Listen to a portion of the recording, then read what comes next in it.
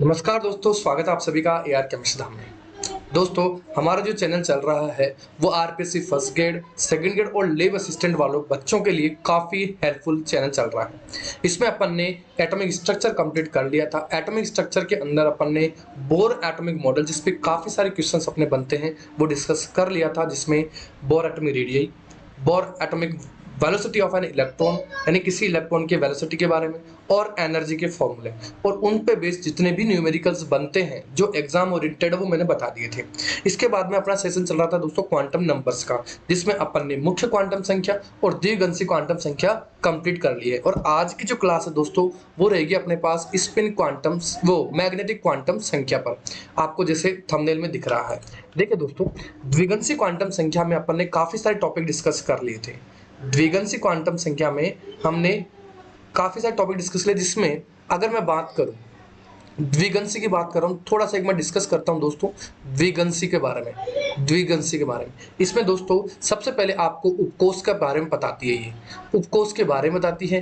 कक्षकों की संरचना कैसी होगी, कक्षकों की संरचना के बारे में डिटरमाइन करती है। जैसे एस के लिए स्फेरिकल, पी के लिए डंबल शेप, डी के लिए डबल डंबल, और एफ कॉम्प्लेक्स स्ट्रक्चर। वैसे एफ की अभी कोई भी स्ट्रक्चर डिटरमाइन नहीं हुई है दोस्तों। एस गोलाकार होती है, गोलाकार। दूसरी डंबल शेप होती है, ये डंबल को इंग्लिश में भी डंबल बोलेंगे, और इसको डबल डंबल अपन बोलते हैं दोस्तों, डबल डंबल शेप। ये ध्यान रखना दोस्तों, द्विगंशी क्वांटम संख्या को एल से डिनोट करते थे। और इसमें ध्यान रखना सबसे इंपॉर्टेंट बात है कि किसी उपकोष के अंदर अगर मैं कक्षकों की बात करूंगा, ऑर्बिटल्स की मैं बात करूंगा, तो 2l+1 वाला फॉर्मूला यूज करूंगा। लेकिन अगर किसी उपकोष में इलेक्ट्रॉनों की बात करूंगा तो 2l+1 वाला, या मैं इसको 4l+2 वाला ये फॉर्मूला यूज करूंगा। दोस्तों आरपीएससी में यहां से क्वेश्चन पूछा जा चुका है। हो सकता है कि अब हमें क्वेश्चन कुछ और पूछे जाए। जैसे अगर मैं ये कहूं दोस्तों, इसके लिए खास इंपॉर्टेंट क्वेश्चन मैं लेके आया हूं आपके लिए। ये कह रहा है कि निम्न में से l+l का मान, n+l का मान 7 है, ये आपको बताना है। किस सम का, यानी किस प्रिंसिपल क्वांटम नंबर और एजिमुथल क्वांटम नंबर n+l है दोस्तों, इन दोनों का सम योग होगा वो 7 के बराबर होगा। तो इसमें ऑप्शन दे रखा है दोस्तों। पहला ऑप्शन 7s, 6p, 5d और 4f। दूसरा ऑप्शन है दोस्तों 4f, 5d, 6s, 4d। तीसरा ऑप्शन है दोस्तों 7s, 6p, 5d और 6d। आपको ये देखना है, और इसमें एक चौथा ऑप्शन और बना लो, नन ऑफ दीज या ऑल ऑफ दीज कर लो दोस्तों। ये चार ऑप्शन आपको दे रखे हैं। आपको ये देखना है कि और n और l के लिए किनका मान 7 आ रहा है। तो यहाँ पर आपको n और l की वैल्यू दे रखी है दोस्तों सभी में। एक चीज ध्यान रखना दोस्तों, n और l की वैल्यू कभी भी इक्वल नहीं होगी। और मैंने बताया था कि जो l की वैल्यू निकालनी है अपने को, तो n-1 के बराबर होती है l की value. L equal to n-1। इसीलिए मैंने कहा था कि L का मान 0 से स्टार्ट होता है दोस्तों, 0 से इनफाइनाइट तक चलेगा। और इस 0 के लिए उपकोष जो होगा वो S, 1 के लिए P, D के लिए 2, 3 के लिए F, 4 के लिए G है। इस तरह से ये उपकोष L की वैल्यू अपने को ध्यान रखनी है दोस्तों। ठीक है, अब अपन एक एक को सोल्व करते हैं। यहाँ 7+1 है, तो 7 n की वैल्यू होगी, और s के लिए l की वैल्यू होगी 0। तो 7+0 कितना हो जाएगा, 7 हो जाएगा। यहाँ 6+p की वैल्यू कितनी है दोस्तों, 1 है, तो 6+1 हो जाएगा, 7 हो जाएगा। यहाँ देखिए दोस्तों 5+d की वैल्यू कितनी होती है, 2, तो यहाँ 2 रख देता हूँ, ये भी 7 आ गई। और अगर मैं 4f की बात करूँ तो 4+3, क्योंकि f के लिए L का मान कितना है, 3, तो इन दोनों का सम भी कितना होता है, 7। तो यहाँ पे कह सकता हूँ कि ये एक n+l के लिए करेक्ट हुआ जिनका मान 7 आ रहा है। ऐसे ही दोस्तों अगर मैं 4f की बात करूँ तो 4+3, क्योंकि f की वैल्यू कितनी है, 3, तो यहाँ पे 7 आ रहा है। यहाँ देखिए 5d, तो 5+2 ये भी 7 आ रहा है। लेकिन दोस्तों 6+0, s की वैल्यू 0 होती है, तो यहाँ कितना आ रहा है, 6।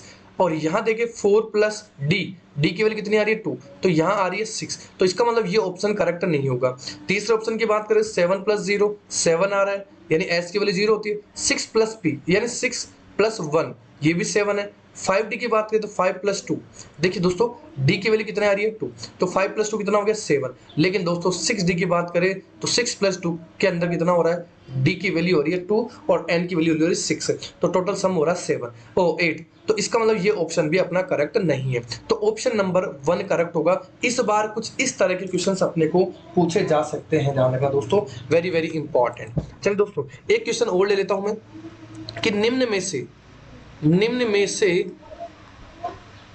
कौन सा द्विगुणसी क्वांटम संख्या के लिए सही है। ये एक नया क्वेश्चन ले रहा हूं, आपको 4 ऑप्शन दे रहा हूं, 2l plus 1, 2, 2l plus 1, 2, 2l plus 1, 3, l, l plus 1, h upon 2 पाई, और चौथा ऑप्शन दे दे दोस्तों ऑल ऑफ दीज, यानी उपरोक्त सभी। तो देखिए दोस्तों द्विगुणसी क्वांटम संख्या के लिए ये वाला और ये वाला, ये तीनों की तीनों ऑप्शन करेक्ट होंगे, क्योंकि अगर किसी उपकोष में कक्षकों की संख्या निकालते हैं तो कक्षकों की संख्या निकालने के लिए अपन 12 प्लस 1 का फॉर्मूला यूज करते हैं।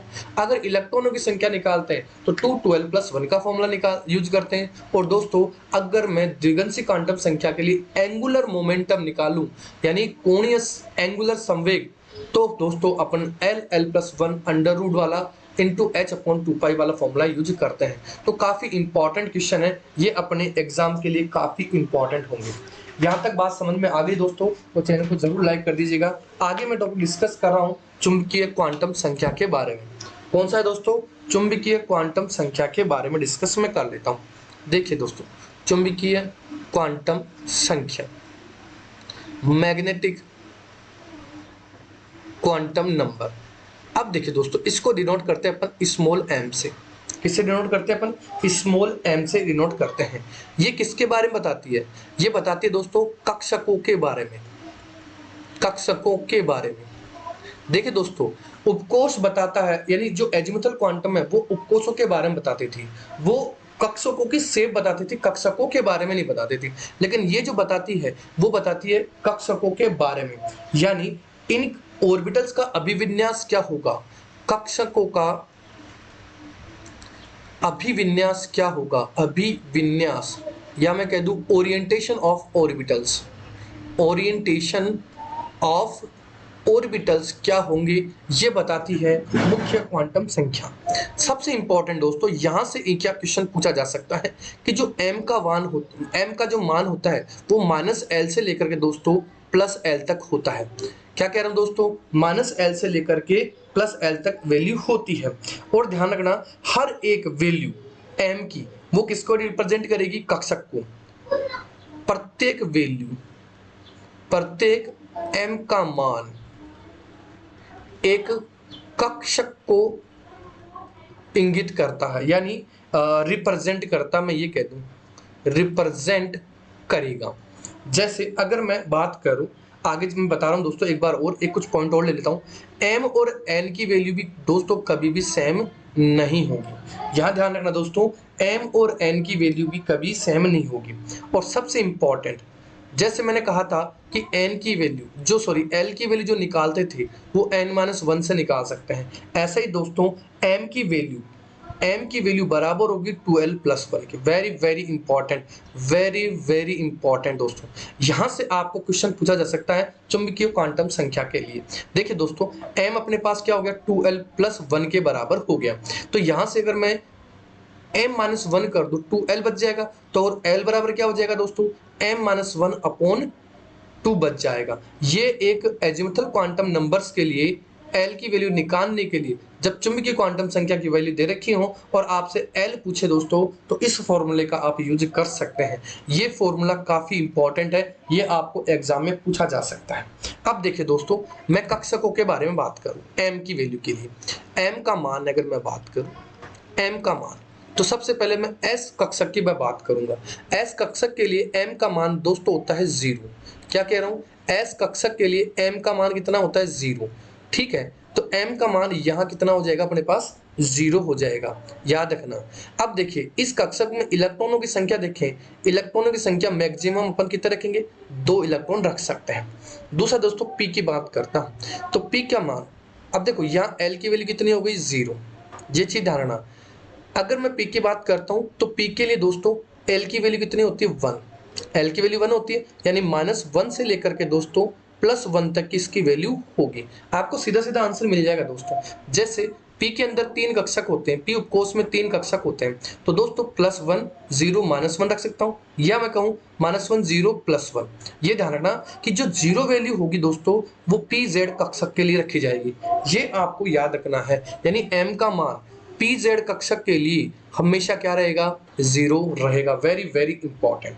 अब आगे चले दोस्तों डी उपकोष के लिए। डी उपकोष में कक्षकों की संख्या होती है दोस्तों 5।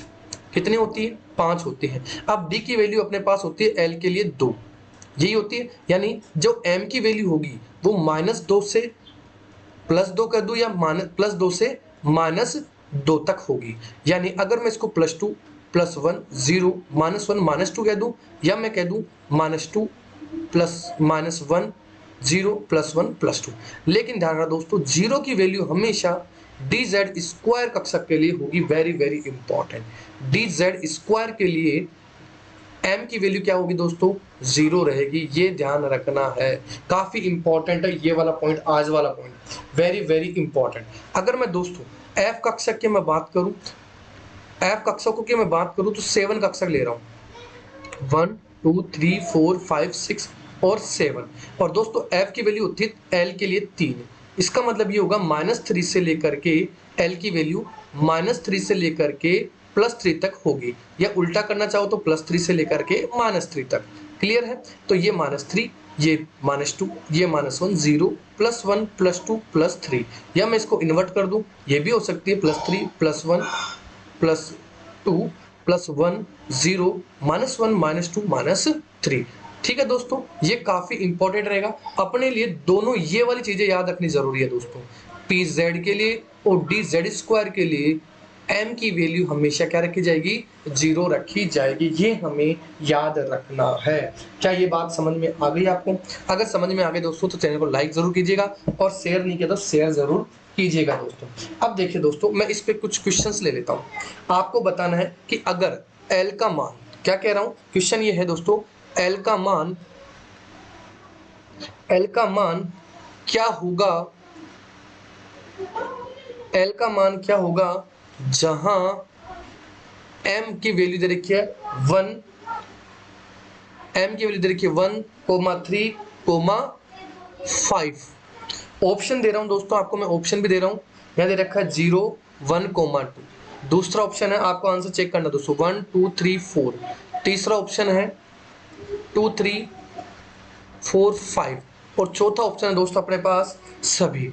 अब आपको ये देखना है कि किन के लिए l की वैल्यू दे रखी है, l का मान निकालना है जब m की वैल्यू 1 3 और 5 हो। क्या ये बात समझ में आ गई? अब देखिए दोस्तों अपने पास m का मान निकालने के लिए फॉर्मूला था 2l + 1, ये मैंने बताया था दोस्तों। m बराबर होता है किसके, 2l + 1 के बराबर होता है दोस्तों।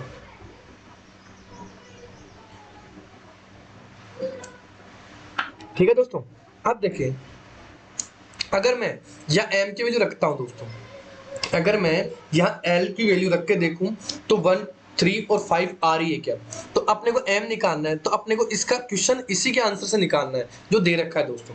देखिए m की वैल्यू 1 आनी चाहिए, 3 आनी चाहिए, 5 आनी चाहिए, किसके रिस्पेक्ट में, l के रिस्पेक्ट में। तो मैं l की वैल्यू रख के देखता हूँ। अगर मैं सबसे पहले इस पहले ऑप्शन को हिसाब से चलता हूं दोस्तों, तो 2 × 0 + 1, फिर ऐसे आपको रख के देखना है। जब l की वैल्यू अपने पास 0 हो दोस्तों, तो फिर क्या होगी m की वैल्यू, ये देखिए अपन, तो यहाँ रख लीजिए वैल्यू m = 2 × 0 + 1, कितना आ गया दोस्तों, 1। ठीक है, फिर l की वैल्यू 0 रख के देखिए मैंने, तो वैल्यू कितनी आ रही है, m की वैल्यू 1 आ रही है। ठीक है साहब, दूसरे रखो l की वैल्यू 1 रख के देखो, m = 2 × 1 + 2, सॉरी 1 + 1, कितना हो गया, 2 + 1 3 हो गया, 3 भी आ रही है। चलो ठीक है, l की वैल्यू 2 रख के देखते हैं, 2 × 2 + 1, 4 और 1 5। यानी ये कह सकता हूं दोस्तों कि पहला जो ऑप्शन है जिसमें m की वैल्यू अपन अगर मैं l की वैल्यू 0 रखता हूँ तो 1 आती है, फिर अगर मैं l की वैल्यू 1 रखता हूँ तो m की वैल्यू 3 आ रही है, फिर मैं l की वैल्यू 2 रखता हूँ तो m की वैल्यू 5 आ रही है। पहला ऑप्शन करेक्ट है दोस्तों। दूसरा ऑप्शन की मैं बात करता हूँ, तो आपको जब पहला ऑप्शन करेक्ट हो गया तो दोस्तों देखिए यहां देखें तो अपने पास ऑप्शन ही नहीं है कि अगर मैं l की वैल्यू 4 रखता हूं 4 इंटू 4 प्लस 1 तो 4 चौक 16 और 1 17 आ रही है दोस्तों। तो ये किसी भी कंडीशन में यहाँ पर सॉरी 2 प्लस 4 4 दूनी 8 1 9 सॉरी दोस्तों 9 आएगा। तो किसी भी कंडीशन में यहाँ अपने पास ये m की वैल्यू 9 नहीं है, तो मैं ये कह दूं ये ऑप्शन भी गलत है, ये ऑप्शन भी गलत है, ये ऑप्शन भी गलत है। तो पहला ऑप्शन अपना करेक्ट हो जाएगा। तो कुछ इस तरह से आपको l का मान पूछेगा दोस्तों m का मान दे करके।